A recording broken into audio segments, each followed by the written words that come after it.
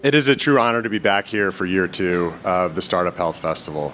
We were here last year participating in an incredibly exciting series of days that really built upon all the work that had been done to date by the Startup Health team and all of the healthcare transformers. What we're seeing here this year in year 2 is all the more exciting. And I've got an easy job here because I feel that even though I'm getting to meet a lot of new people, each time I come to another Startup Health event and get more involved, I get to reconnect with friends. And it's that friendship and collaboration that is really going to drive the innovation that is required to really move healthcare forward. Yesterday, as Barry mentioned, we had really an incredible day of speakers and thoughts and ideas come forward. And there were a few themes that came out through the course of that day. One that Bill McDermott from SAP touched on was the need for more trust amongst everyone in this room. If we're going to take on one of the greatest challenges in really that we've ever faced as a population in transforming healthcare and improving care for all, then we're going to have to trust each other, and we're going to have to work to collaborate even further. Another theme that comes through all of my discussions with all of the transformers and many of the speakers both yesterday and in years past, is determination. And that is something that Jerry Levin brought to light yesterday towards the end of Bill McDermott's speech when he made reference to the famous quote of, miles to go before we sleep. That's a quote that has always stood with me, and I've always enjoyed that. And I think it really speaks to all the work that's left to be done. And the last really builds upon the first two, which is that message of collaboration. Vice President, and I will pause for a second and say how amazing it is to be standing right where Vice President Biden stood yesterday. And I'm going to have a lot of fun getting to share that with my family. But in any event, it's collaboration. And Joe Biden challenged everyone in this crowd to get together to collaborate and challenge the ways in which innovation occurs, and says that too often we fall victim to the older ways of protecting ideas and relying on those systems. And if we're really going to try to move forward, then we need to break down those walls and find new ways to collaborate. I think it's a message that resonates with everybody here. You wouldn't be in this room if you didn't get those 3 things, but those are the themes that really came out to me yesterday. And I'm thrilled to be back here again today for more incredible discussions and thoughts. And with that, I will yield the floor to Steve Krein. Thank you. This first panel that I'm honored to moderate includes 3 very special people that have come into my life over the past many years that have made and beginning to make different impacts. But the first person I'm going to ask to come up is someone who, from day 1, actually day 0 of Startup Health, has been contributing to the success of building this organization and this army of entrepreneurs we call health transformers by not an investment alone, but more importantly, a pure and sincere passion for entrepreneurship and innovation and change. And the number of things I cannot even count on 2 hands that Esther Dyson continues to contribute to the success of the transformation of healthcare. Please join me in a warm welcome for Esther Dyson. Thanks so much, Esther. The next person I'd like to call up is Dr. David Feinberg, the CEO of Geisinger Health, one of our newest friends and partners, and you're going to hear about a big announcement that they've started to make, I guess, last week, but you're going to hear more details about today. One of Way to Wellville's partners that Esther Dyson's working with. Please join me welcoming David Feinberg, CEO of Geisinger Health, who is going to discuss innovation hubs with us. And then finally, Dr. Richard Zane, who I have to tell you, I got to know over the past year because UCHealth is one of the 3 partners at the Anschutz Medical Campus in Colorado that helped us announce over the past year Startup Health Colorado. But I've really had the honor of spending a lot of time getting to know his vision for transforming healthcare and how UCHealth and the partners out in Colorado are so committed to the global transformation of healthcare. Dr. Zane, thank you. So, we're kicking off day 2. Nothing to be intimidated about from yesterday. We got rid of the Secret Service barriers up here, so no, we don't have to worry about that today, which is nice. But before we dig into what your organizations are doing, I think what's way more interesting is who you are individually and why you are all doing what you're doing. And I'm not talking about your job titles or your organizations, but just when you get up every day, what you are committed to doing. And I want to start with Esther, and we'll work our way down. Esther, you have been such a pivotal force in transformation of industries over the past couple of decades. Why so committed today, and why are you doing what you're doing right now? Okay. And let's see. Great. Just so you know, this was not scheduled. I don't think Steve knows all this.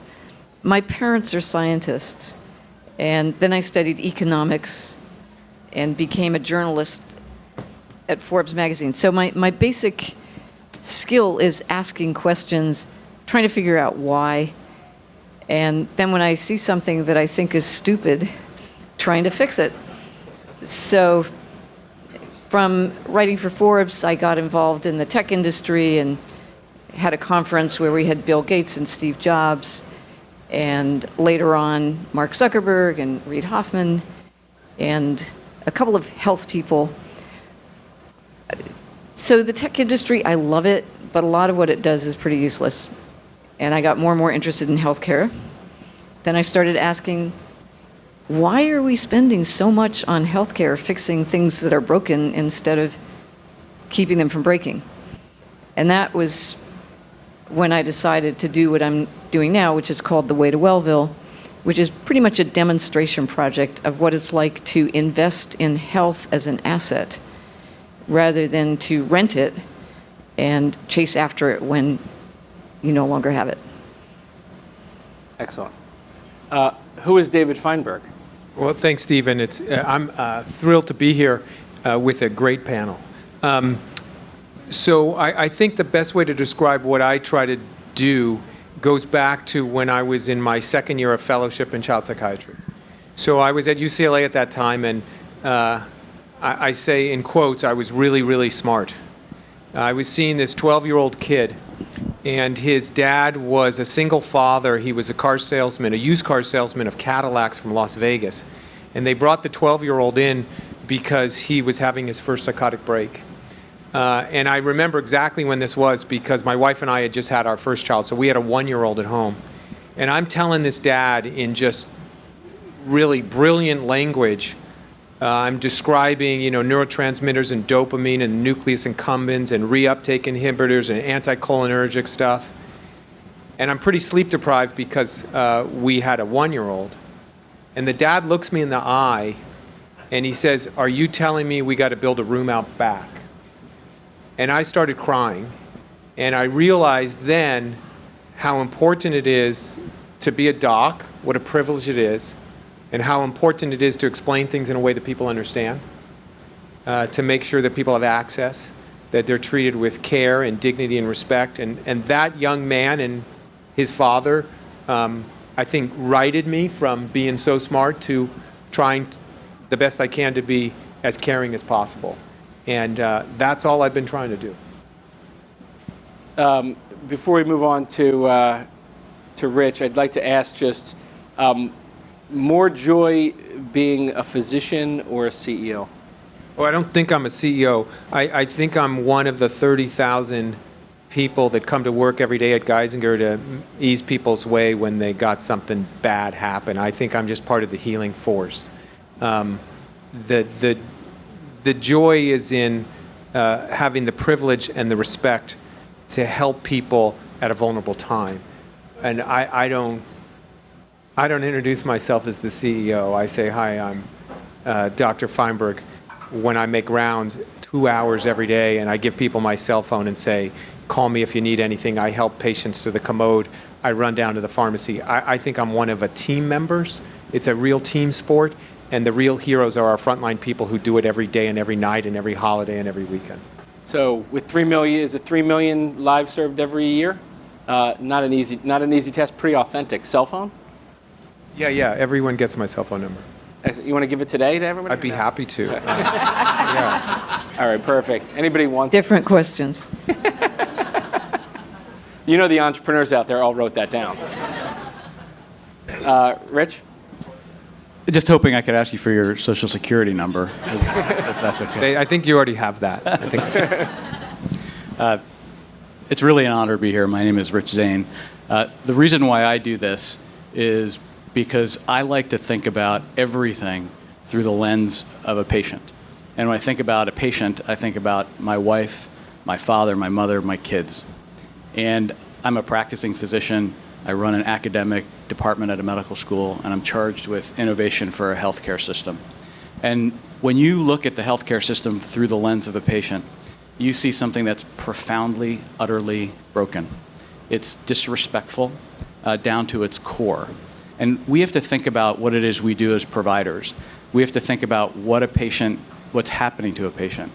And there's a word, and Tom Lee, who's on the board of Geisinger and one of my former mentors, wrote about this. We have to be comfortable with saying the word suffering, where people are suffering, and our job is to make them better. And we need to do it better. Unlike software or tech, where what we do is not useless, the way we do it is not very useful, even though what we do is useful. So we need to make it better. In order to do that, we need you. We need to partner with people who think differently, who have a different approach, a different set of resources, and a different mindset. And the only way that healthcare can fundamentally become better is to partner with everybody else who's outside of healthcare. Excellent. So I was just told they can't hear really well in the back. We have to hold it a little bit closer as we go around to hear. Plus, it's 9 a.m, so yesterday was difficult. But I want to take this from who you are, which we're going to come back to a little bit. And the topic is clearly the rise of the emerging hubs and the regional hubs around the world. We know that you mentioned it's broken. There's so many problems with healthcare, with whether it's patient care or the way everyone thinks about it. We know that over the next couple of decades, we're gonna really improve the health and well-being of everyone in the world. If it was up to the entrepreneurs and the investors and the partners, it would happen yesterday. We know we're all on this mission. When you think about it globally, it's almost daunting, the numbers as they add up. When you think of it nationally, it's large as well. But you start to get into the regions, and it starts to look a little bit different. Esther, you became fascinated with not just major regions, but very small communities around the country.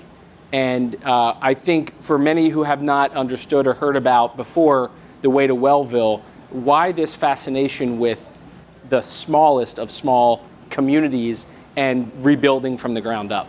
Okay, so it's not so much a fascination, but again, a scientific notion that if you have a smaller place that's not part of a bigger place, anything you do within that community reverberates inside. So you get a systemic, it's like critical mass makes a bomb explode, or it makes a community change. Whereas if you're a suburb of Los Angeles, anything you do kind of dissipates out.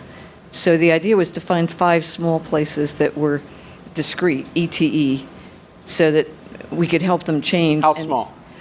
Under 100,000, though it turns out Muskegon was actually 180,000, but close enough. The idea is you don't need to measure people as individuals and turn them into specimens. You can see the community change, ideally.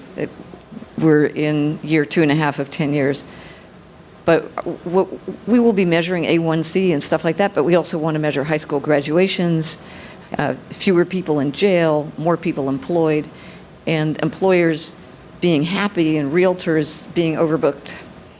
So small is a microcosm. We're kind of a demonstration project of what it looks like to invest in health. And then we want people, as Geisinger said, if those jokers in Wellville could do it, so can we.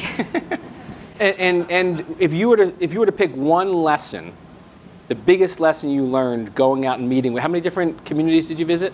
So we had 42 communities apply, and we visited 10, including Scranton.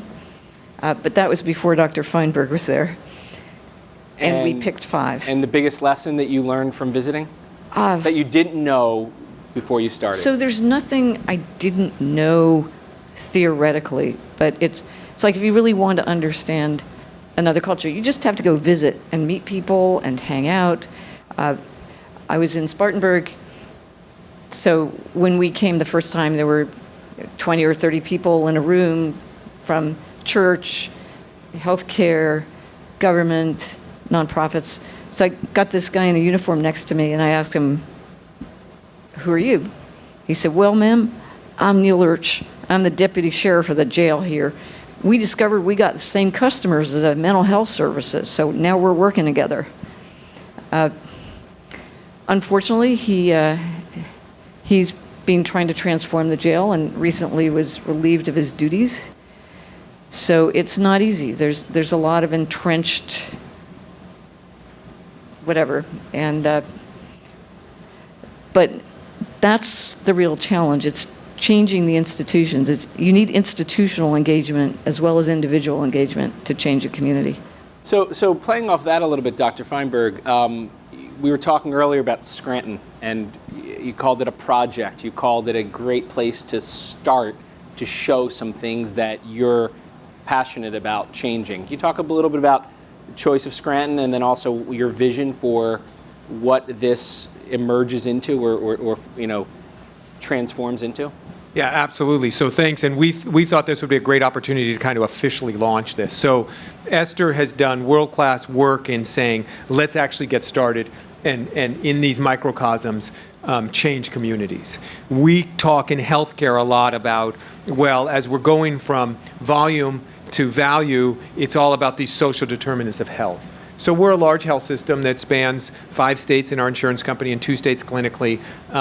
We chose Scranton for a lot of the reasons that Esther just described, kind of self-contained, great diversity, worse off than other cities, higher unemployment. And we said, what if our moonshot was, let's make sure that every single person in Scranton has access to healthy food. And if they can't afford it, we get it to them. That every person in Scranton has health literacy, that we know everyone's genome, that we're working on the economy, that no young woman dies of breast cancer because of BRCA genes, that everyone has access to health care. What if we took every social determinant, including mental health and substance abuse, and said, we're going to eliminate them and make this the healthiest place in the country? And to do that, and I think it's a lot to what you mentioned earlier, we're certainly not going to do it alone. So we shamelessly copy. We brought in great advisors to kind of help us do this. We then went into the community where incredible work is already taking place and saying, can we help convene? And then probably most importantly, we spent a lot of time with the actual folks that we're trying to make impacts in their lives in and saying, tell us how to do it, partner with us, guide us, and don't let us screw this up.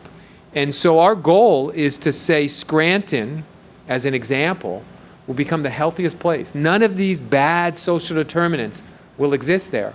And then that playbook, sharing with our friends, becomes then the playbook to take this throughout the country.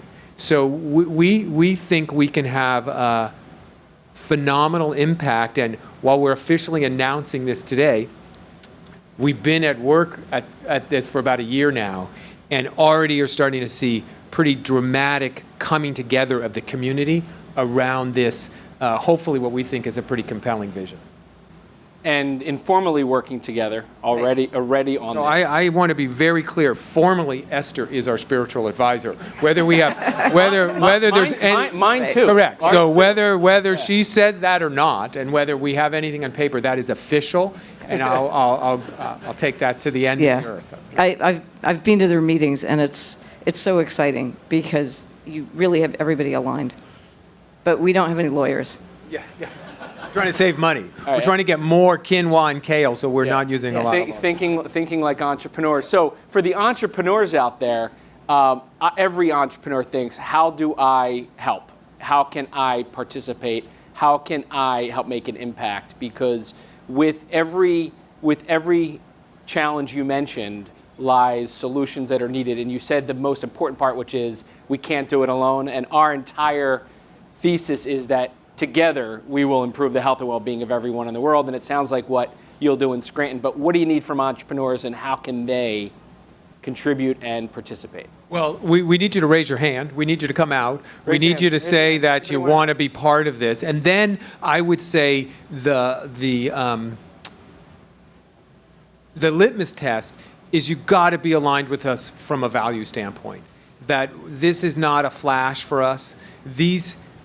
Geisinger's been in existence 100 years, and these families have lived there multi-generational. We can't screw them up, and we can't screw this up.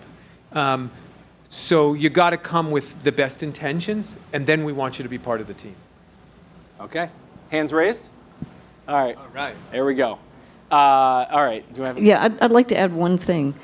It's really important for us to understand that what we're doing in these communities is not pilots. We're not testing stuff on people. We want rollouts. We want stuff that works, and we want to do it at scale. The big challenge for so many startups is moving from pilots to actually at scale. The other thing I want to mention is, I don't know if this is proper, but I met Cognotion yesterday. They're in the business of training local people to become coaches, health workers, stuff like that. And the combination of employing people and having them deliver health in whatever form it is, whether it's health coaching, getting kids to the gym, managing social services, is what these communities really need. It's both employment and health. And so I was really excited with Cognotion. There's lots of great people out here, also more clinical ones. Yes. Actually, a round of applause for who's here to actually contribute to that. And Dr. Zane, I think it's a great layup for you, because what you have already started doing is working with entrepreneurs and startups at UCHealth. And what I've been really, I had high expectations, and you blew them away when I've spent a lot of time out in Denver over the past year learning about how committed the institution and your partner institutions are at Anschutz Medical Campus. Can you talk a little bit about how we connect this back to the regional uniqueness, but yet a global kind of call for everybody to help you in Denver? Well, I'm so glad you asked. I just want to point out that Scranton is the home of Scrapple, if everybody's ever heard of Scrapple. It's a delicious breakfast meat that's all the things they're afraid to put in sausage, then you deep fry in butter. So it's sort of the social determinants of health. Well, don't forget Joe Biden. And also our guest yesterday, right. Joe Biden. And the Howard. TV show The Office. But enough about Scrapple. Like cue the soundtrack. So Colorado is the home of quinoa and kale. It's a very interesting place. I moved there from Boston 4.5 years ago. And we are the only academic medical center between Chicago and Utah, or Chicago and San Francisco, depending on who you ask. The other thing that's very unique about Colorado is the Front Range, which is the populated area between Fort Collins and Colorado Springs with Denver in the middle, is growing at a rate of something like 12,000 to 18,000 people per month. So we have this amazing growing population of mostly millennials. We've had tremendous $500 million in investment around digital health. We have smart, committed people who are coming to Colorado who want to help us solve problems that we think are important to solve, and we need their help. Combine that with a relatively new and growing healthcare system that is committed to innovation, committed to changing the way in which we deliver care, committed to using the electronic medical record as a tool and not a weapon. Something that we really want to change the lives of people. So we've taken a group of committed people, clinical leaders, people who actually practice medicine and touch patients, implementation scientists, people who think about how you deploy something and how you prove that it works, healthcare economists, so that we can see what the difference between cost effectiveness and cost savings is. Clinician programmers, so we can think about what we're writing and partner with engineers and smart people and startups. So we think we've created this perfect ecosystem to transform healthcare. And we invite you to come out, and I see a lot of people here from Denver. It's really an unbelievable place, and we want to use it as an example for the United States, and we want to use it as an example for the world on how you can think proactively before you build a hospital, before 100,000 people move, before a new town becomes incorporated, before they build a new school, because all of those things are happening, and we can think about that ahead of time. Instead of laying people off, we're hiring people. Instead of closing hospitals, we're building hospitals. So we have the opportunity to change our mindset, to think about how we do things proactively and prospectively. And what makes UCHealth and what you're doing and the team you're putting together and the program you're putting together so unique, quite honestly, from everybody else out in the market trying to, some of the stuff sounded like what other people might say in other organizations. What makes UCHealth so different? The lack of dogma. Right? We've only existed for barely 4 years. We are growing and coming together. There is no one who says, this is the way we've done it for the last 50 years and that's the way we have to do it. We're recruiting experts and specialists and the top leaders in healthcare to Colorado. And think about what that means, just like Joe Biden said yesterday. When you get someone to leave UCLA or Harvard or Penn or Stanford to come to the middle of the country, they're betting their career on it. And they're going to be damned if they aren't successful. So that's the type of mindset that's happening now in Colorado. We are different because we've never done it before, so we don't have any preconceived notions of what you should, can't, or can do. So what everybody is working on is regionally interesting. What starts to get really exciting is when you start wanting to be a model for others, which it sounds like everybody here wants to do. Healthcare is one of these funny things that's always, each region is its own little ecosystem, and healthcare in New York is different than in Scranton and is different than Helsinki, Finland, or in Tel Aviv. How do we elevate the learning and share the learning with other communities and to accelerate all of this? I mean, our whole thinking here is, over the next 25 years, if we can accomplish what would ordinarily take 100, it's going to come from working together. But how do we amplify these efforts and make sure that this learning isn't stuck in Denver or in Scranton or in only the 10 small communities that Wellville's starting with? Well, this is a marathon. It's not tomorrow. It's not the quick exit. It's how are we going to transform the face of healthcare. And we have to tell our stories. So we don't simply have to validate what we're doing. We need to disseminate it. And the stories come from individual patients and how we change their lives. So I'll give you an example. We partnered with one of the startup health companies, RX Review, to think about clinical decision support in prescriptions. And my example is a patient that I saw 2 weeks ago, a 45-year-old guy. He was a junior executive. He had insulin-dependent diabetes, so he needed insulin since he was a kid. He went to his primary care doctor before the holidays who wanted to change his insulin. The insulin was not covered by his insurance company. He couldn't get it. So for 3 weeks, despite calling and going and moving to all different places, he was without his insulin. That wouldn't happen in anywhere else. You would not order a part from your car dealer that came to your car and then all of a sudden you'd find it didn't fit. And people would say, well, you got to figure that out on your own. We need to fix this. We need to tell these stories. We need to move forward deliberately and relentlessly. Are you codifying what you're doing so that it can be taught and shared with others? Yes, in short. In long, we've described how we're doing it, what our process is, how you can be a part of it, and we're letting other people do it. So Jen Weiler, who's in the front row, is our director of our innovation center. She spends a lot of time showing other innovation centers how it is that we do this. We write a lot about what we do. We share about what we do, because even though there are certain technologic elements that are proprietary, the nature of how you care for patients and how you transform healthcare is not proprietary. So I, with all due respect, I think you asked the wrong question. Please. So I think if we don't do it, some dropout from Stanford in a black turtleneck is going to completely disrupt our industry. So we are so ripe to be disrupted that it's just going to happen. I mean, we will be Blockbuster or the Taxis or Kodak, whoever you pick, because young people today want care that's accessible. We're not accessible.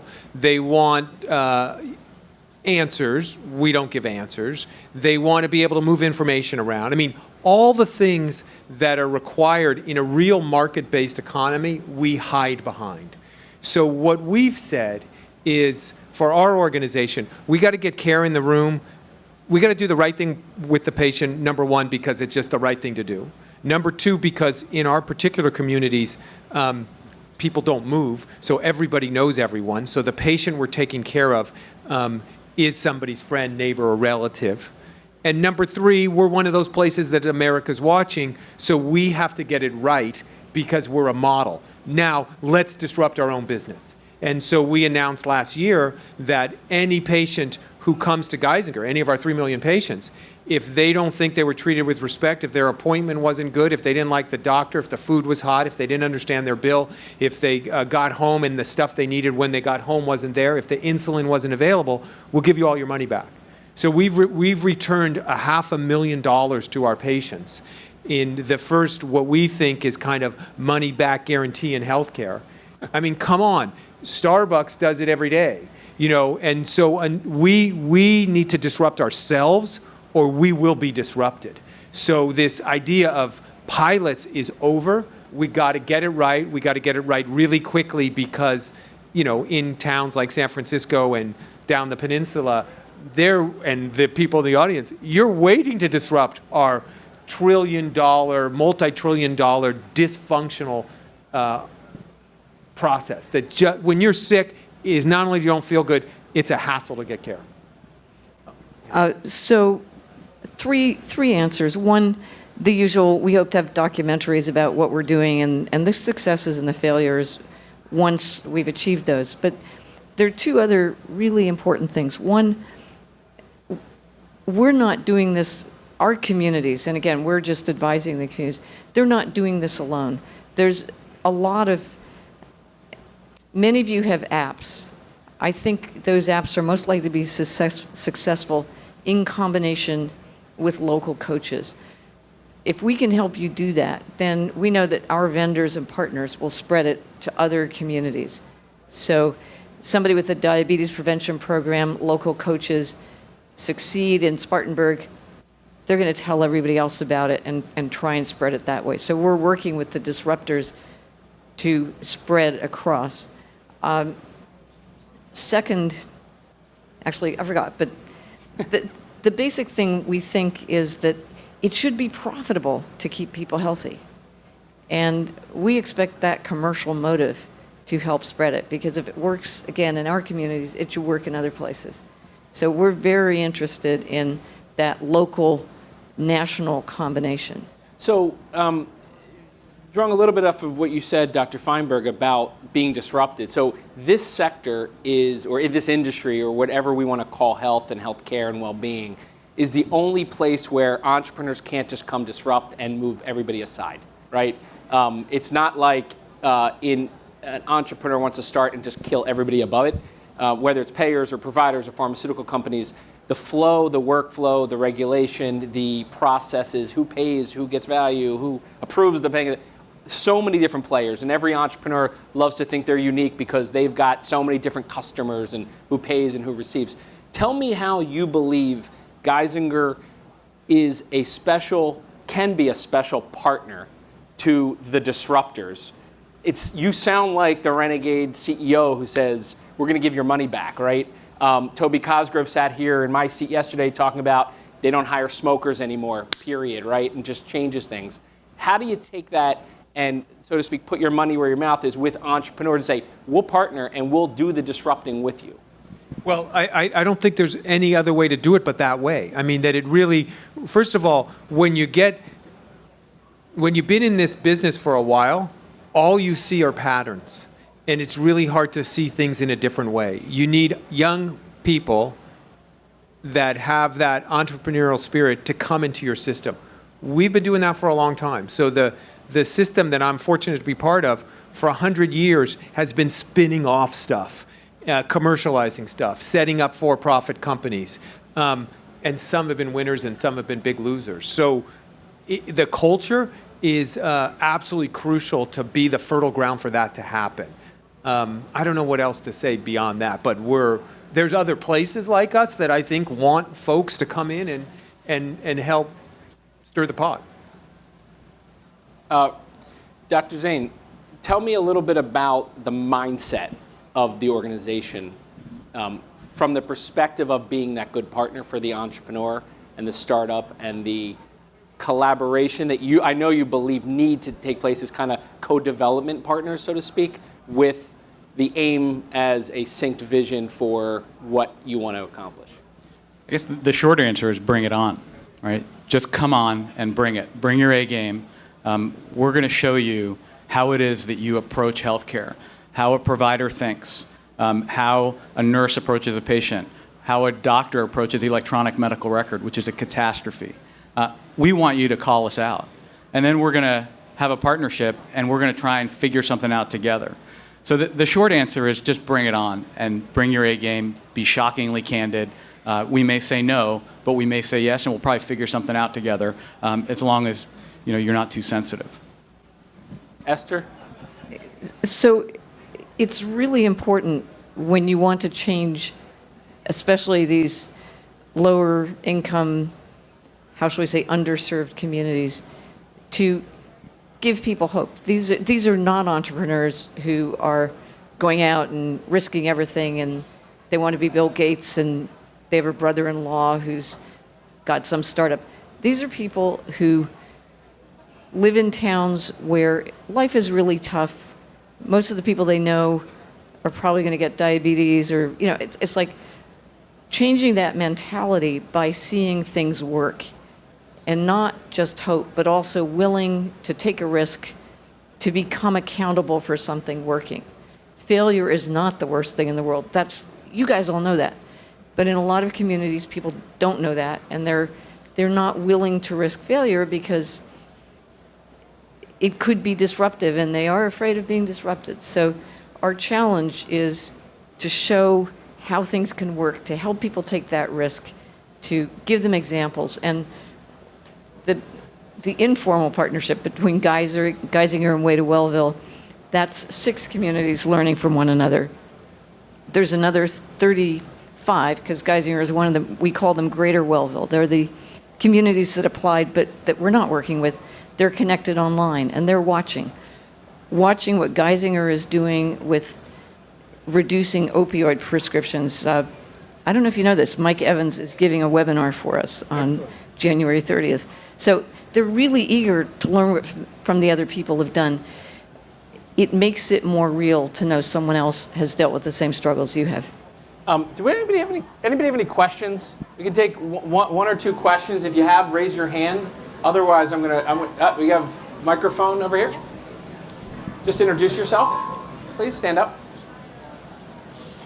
Hi, I'm Neela Pagel with Proteus Digital Health, and I really appreciate all of your comments about wanting to innovate and providers wanting to do new things. Can you hold that up a little closer? Sure.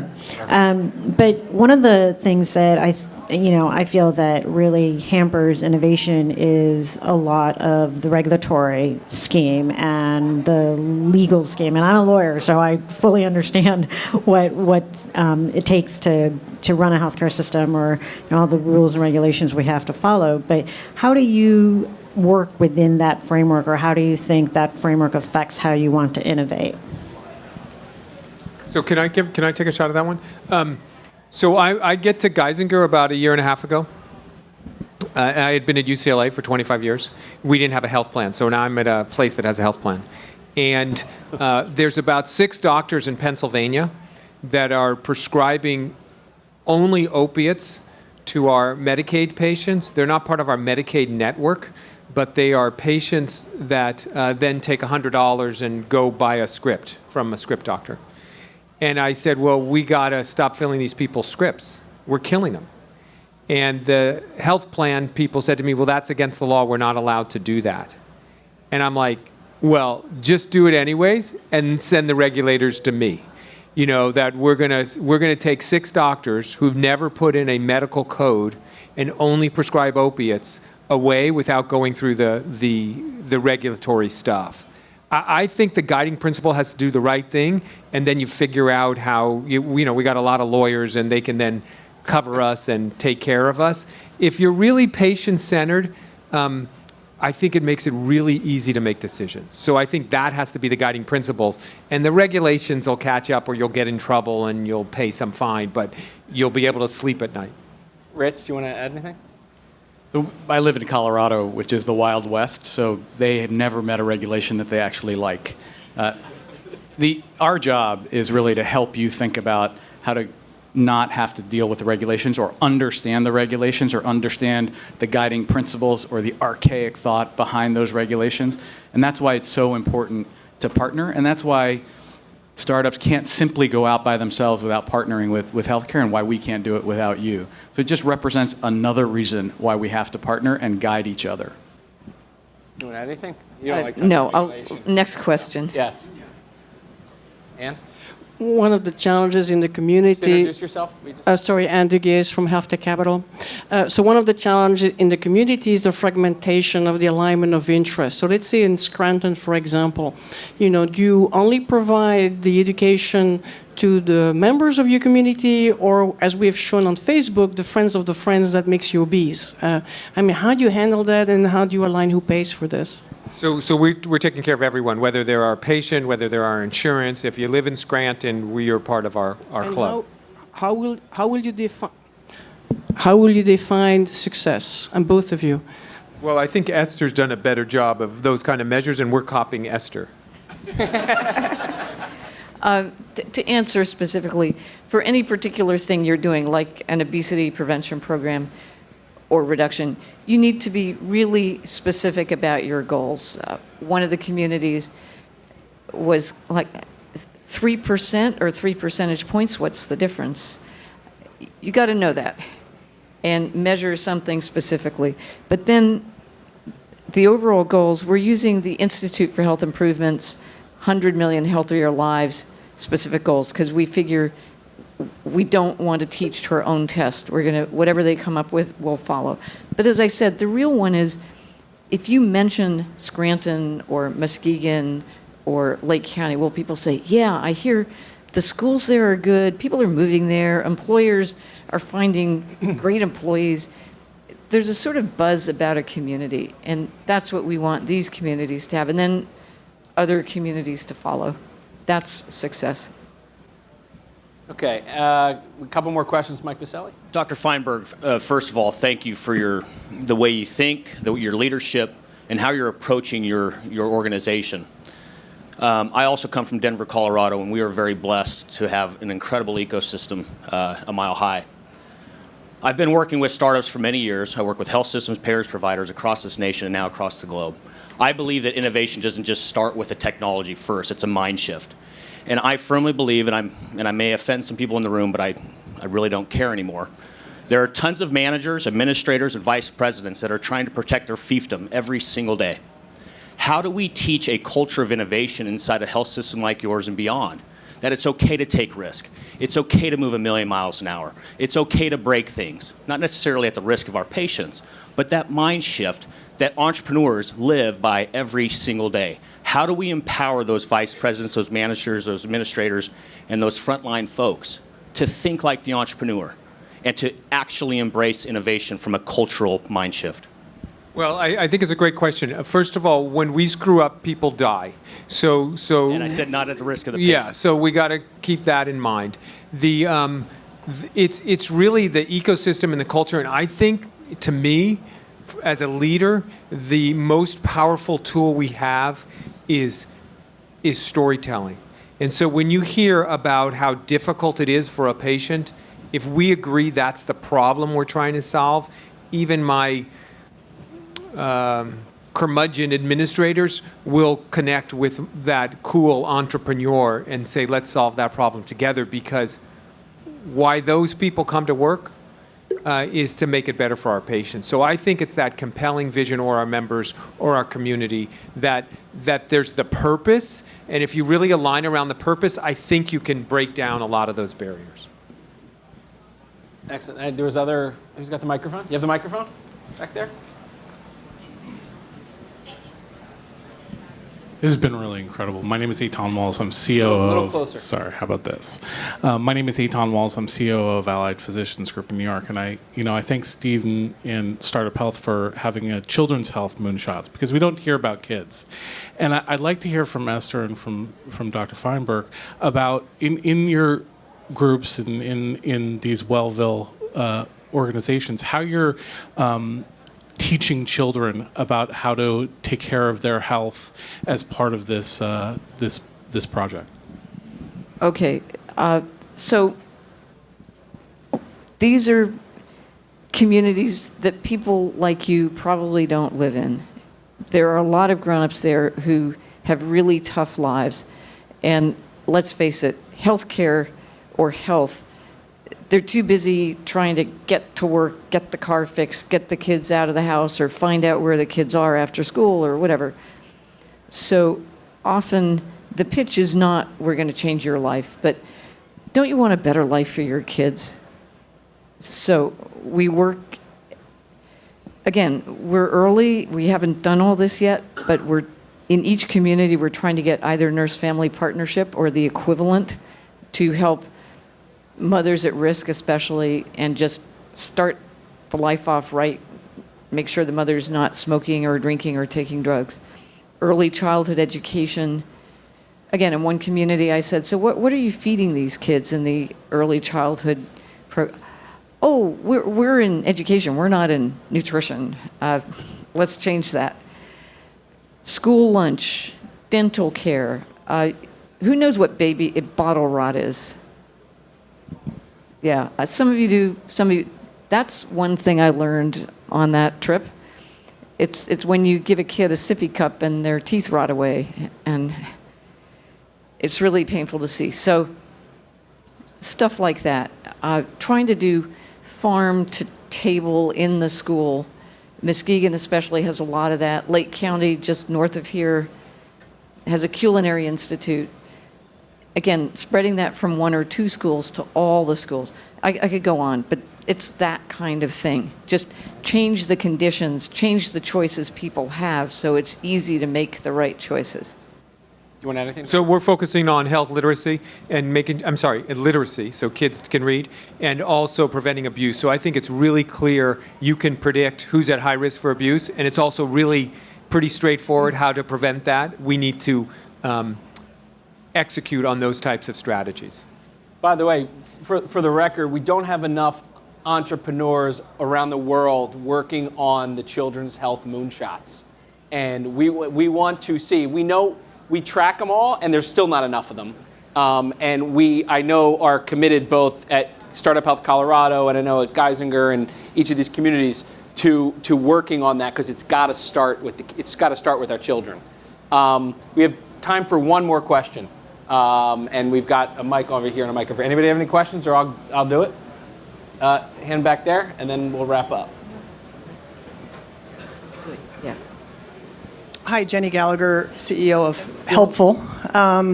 Esther, this question's for you. I'm just curious in terms of Road to Wellville, focus in the communities on aging well and gerontology. So it's part of the whole thing. Each community has different focuses, and one thing we're hoping to do is bring in better transportation systems that will enable older people to just socialize more. That turns out to be one of the really big issues. And of course, again, difficult to get to them to deliver care, difficult for them to go out and get food.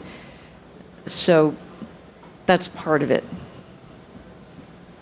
So I know we can go on and on. I know there's probably lots more dimensions to this conversation. One of the goals for 2017 at Startup Health is to build on our success and work on the success of our regional network affiliate programs. First, Startup Health Finland, and now Startup Health Colorado. Both deepening the successes there, but also sharing that model in other regions around the world. And we hope that we'll see at least 5 to 10 new hubs emerge this year around the world with Startup Health, and the partnerships as models that are opening up the conversation to others. What are each of your goals for 2017 as it relates to innovation, as it relates to entrepreneurship, as it relates to when we sit back down a year from now at Startup Health Festival?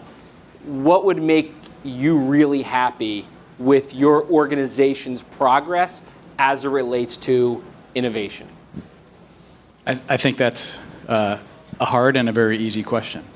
I'll take the easy part. At least you didn't tell me it was the wrong question. So it's just the wrong breakfast meat. I think that what success will look like in a year is when everybody on my campus, everybody with whom I work, thinks about this first when they get up in the morning. They think about how we're going to change what we do tomorrow instead of, I can't wait to do it just the way I did yesterday. That is what success will look like. Everything else will come if we can change that mindset. And if we have progress next year, that will be success. Excellent. For us, it would be to eliminate all waiting rooms. I don't think patients should ever wait. We want 0 minutes for treatment in our emergency rooms. I want to convert all our waiting rooms into clinical space because we've been expecting you. The app will tell you what time you come in. We'd be waiting for you. I think we have it completely backwards in healthcare. It's so provider-centered. We build this inventory of patients so that almighty provider doesn't have to waste a second. We got to flip it. It has to be on your schedule when you want it, and you will never, ever wait. So we're trying to pull that off in the next year. Is that already rolling out? Oh, yeah. Oh, Yeah. fantastic. Esther?